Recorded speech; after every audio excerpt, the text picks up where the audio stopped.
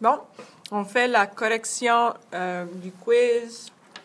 C'est la section 8.3, la question numéro 2. Premièrement, il fallait tracer un grand cercle. C'est ce que j'ai fait là. J'ai tracé un cercle avec mon compas. Par la suite, le centre, je l'ai nommé 0. O, la lettre O. Puis là, dans la question, il nous demande de faire un quadrilatère. Un quadrilatère, c'est une forme de 4 côtés. Alors, j'ai pas nécessairement besoin de faire un carré. Ça fait que c'est pas important que chaque côté soit de la même longueur. Par la suite, il faut tracer la médiatrice. Ce que j'ai fait, j'ai mesuré. Premièrement, il faut le nommer A, B, C et D.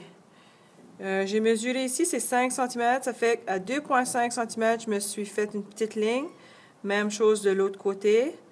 En haut, en A et B, je fais la même chose, c'est 6,5. Alors, j'ai fait un point à 3,25 et la même chose en D et C. Bon, pour mesurer ou pour faire ma médiatrice, j'utilise mon équerre et je vais placer l'équerre, le dessous en ligne avec le segment A et D. Et je vais tracer une ligne. Alors ici, la ligne que je viens de faire, c'est la médiatrice de B et C et A et D. Par la suite, je vais faire la même chose à la verticale. J'ai le dessous de l'équerre en ligne avec le segment D et C. Je me tasse un peu, je pense.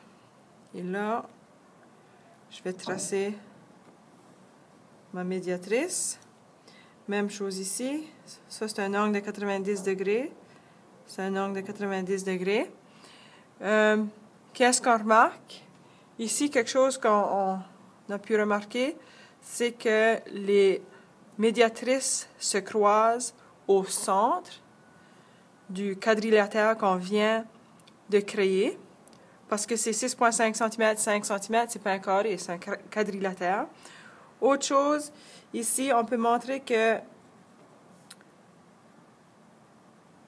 D et C, la partie gauche de la médiatrice et la partie droite sont de la même longueur. Alors, la même chose se produit ici. On dit que cette partie-là et cette partie-là sont de la même longueur. Et du côté ici, on démontre que ces deux côtés-là sont de la même longueur parce que la médiatrice coupe le segment en deux parties égales. Et comme ceci, on peut voir que